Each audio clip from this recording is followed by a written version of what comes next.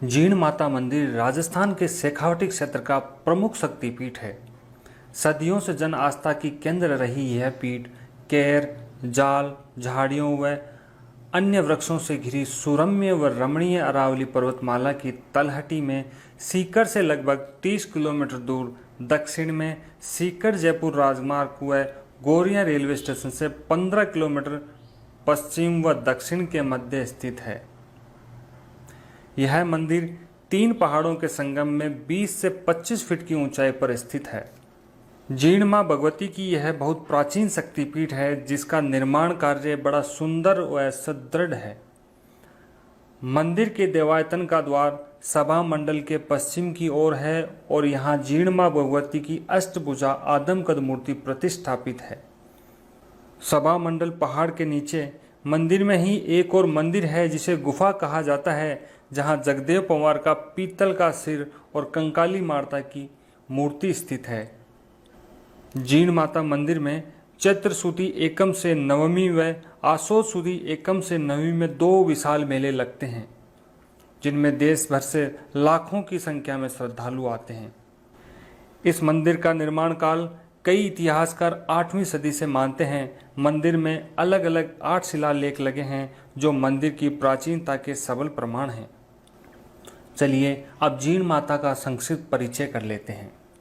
राजस्थान के चूरू जिले के घांगू गांव में एक चौहान वंश के राजपूत के घर जीण का जन्म हुआ था। उनके एक बड़े भाई का नाम हर्ष था और दोनों भाई बहनों के बीच बहुत ही अधिक स्नेह हुआ करता था।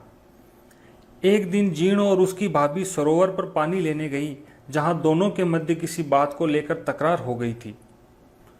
उनके साथ गांव की अन्य सखी सहेलियां भी थी। अंततः दोनों के मध्य यह शर्त रही कि दोनों पानी के मटके घर लेकर चलते हैं, जिसका मटका हर्ष पहले उतारेगा उसके प्रति ही हर्ष का अधिक स्नेह समझा जाएगा।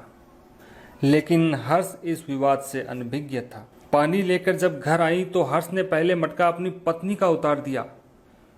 इससे जीण को आत्मग्लानि व हार्दिक ठेस पहुंची।